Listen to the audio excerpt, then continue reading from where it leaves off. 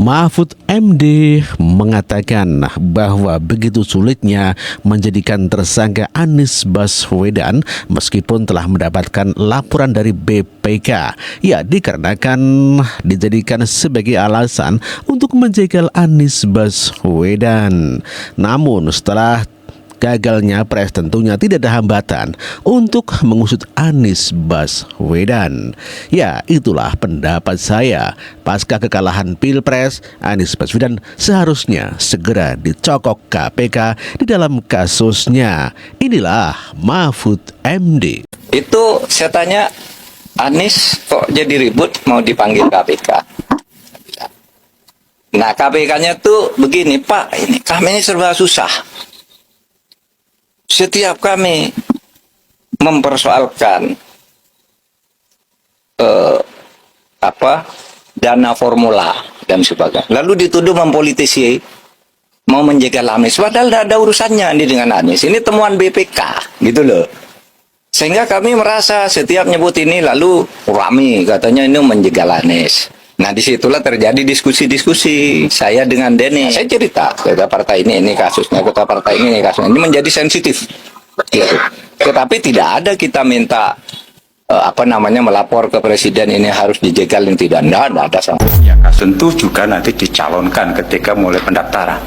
Saya pastikan proses penyelidikan akan terus berlanjut. Ya, sampai ditemukan suatu titik terang apakah itu perkara pidana atau sebatas pelanggaran administrasi atau mungkin perdata. Nah, ini masih kami lanjutkan dan kami tidak terpengaruh dengan deklarasi yang bersangkutan sebagai capres oleh salah satu parpol. Nah, itu perlu saya tekankan. Mahfud juga mengatakan ada indikasi Anies Baswedan korupsi. Namun demikian KPK gamang untuk menindaklanjuti. Dikarenakan apabila KPK akan memanggil Anies Baswedan, maka akan terjadi demo. Itulah kenapa KPK ketakutan mau menjadikan Anies jadi tersangka. Sungguh aneh. Jadi setiap akan diperiksa itu ada hambatan politis, psikologis, karena selalu dituding ingin menjegal Anies. Karena formula itu kan Anies. Itu psikososial. Sehingga KPK itu setiap nyebut mau menyelidiki gitu, orang mau demo, KPK-nya mau dibakar. Kalau ini ya untuk menjegal gitu. Sehingga ya gamang.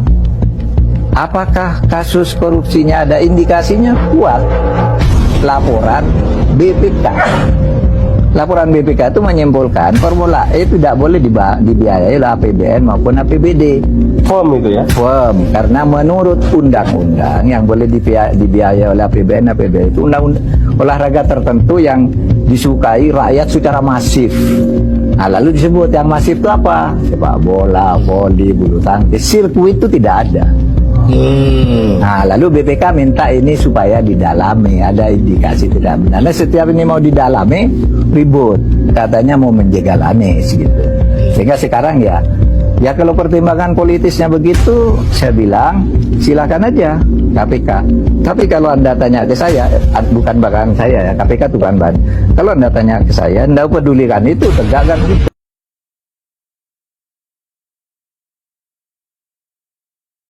Mahfud MD juga membantah bahwa pemanggilan Caimin oleh KPK bukan politisasi hukum. Ya, tentu saja Anies dan Muhaimin sebagai capres dan cawapres yang kalah kemarin setelah pasca Pilpres, seharusnya hukum tetap berjalan. Ketua Umum Partai Kebangkitan Bangsa Muhaimin Iskandar Selasa kemarin tidak datang memenuhi panggilan KPK untuk diperiksa sebagai saksi dalam kasus dugaan korupsi Sistem Proteksi Tenaga Kerja Indonesia di Kementerian Ketenagakerjaan yang terjadi tahun 2012 lalu.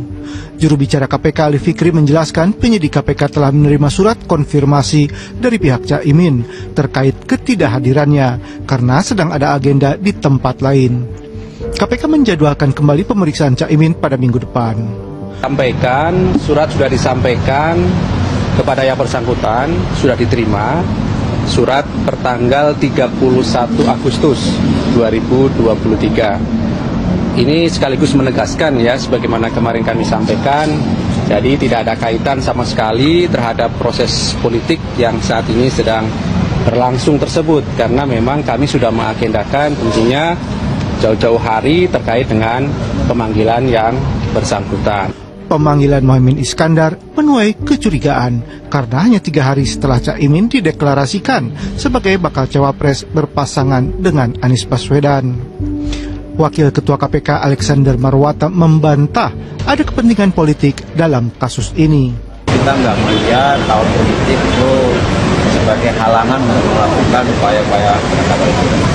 Tapi kan Caimin kan itu kan 2012 ya Pak. Tapi Caimin baru dipanggil lagi itu kenapa sih alasannya?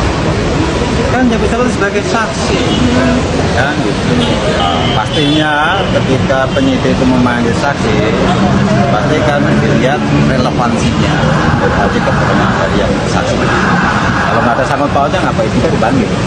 Hal senada disampaikan Menko Polhukam Mahfud MD bahwa pemanggilan Muhaimin Iskandar oleh KPK bukanlah politisasi hukum. Menurut Mahfud, dalam kasus ini tersangkanya sudah ada dan Muhaimin Iskandar hanya dimintai keterangan untuk menyambung atau melengkapi rangkaian peristiwa agar perkara menjadi terang. Dipanggilnya Muhaimin oleh KPK ini bukan politisasi hukum, tetapi proses hukum biasa, ya. Karena menurut saya politisasi hukum itu artinya menggunakan hukum sebagai alat politik untuk kepentingan politik. Sedangkan ini kasus ini kan sudah lama dan terjadi ketika Muhaimin menjadi Menteri Tenaga Kerja. Ya, tersangkanya sudah ada. Muhaimin ini dimintai keterangan. Kalau dimintai keterangan itu artinya memberi sambungan informasi. Kalau diperiksa itu ada dugaan terlibat. Kasus dugaan korupsi sistem perlindungan TKI yang sedang disidik KPK terjadi tahun 2012 saat Muhaimin Iskandar menjabat sebagai Menaker Trans. Dalam kasus ini KPK telah menetapkan 3 orang tersangka, 2 dari Kementerian Tenaga Kerja dan 1 dari pihak swasta. Tim Liputan 6 SCTV melaporkan dari Jakarta. Anies datang ke KPK cuma nenteng map biru dengan senyum cerah tanpa beban. Padahal ada duit 1,5 triliun yang sedang menunggu pertanggungjawaban itu. 560 miliar kalau nggak salah ya soal Formula E itu. Ya, Anies sedang memberi contoh pejabat lain menurut saya. Yang kalau ada indikasi korup, dibawa santai aja. Lemesin aja.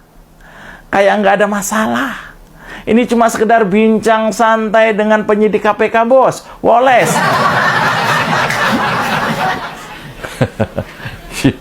Iya, Anies seolah lagi ngasih contoh.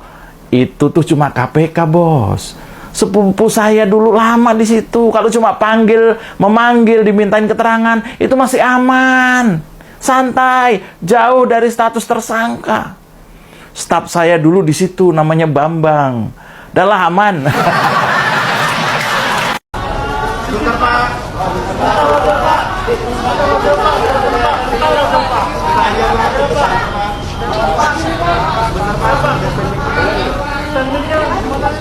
Terima kasih ya.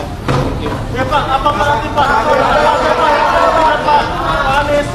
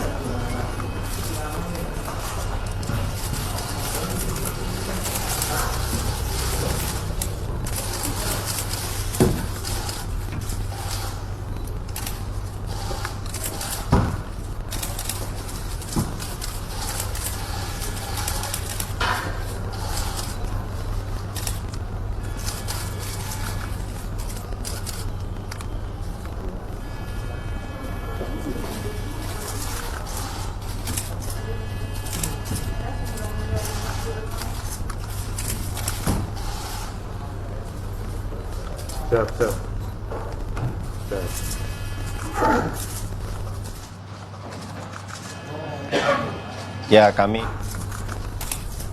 dan hadirkan perkembangan terbaru dari gedung KPK, di mana KPK memanggil untuk melakukan pemeriksaan terhadap Gubernur DKI Jakarta Anies Baswedan, dan saat ini Anies Baswedan sudah tiba di gedung KPK.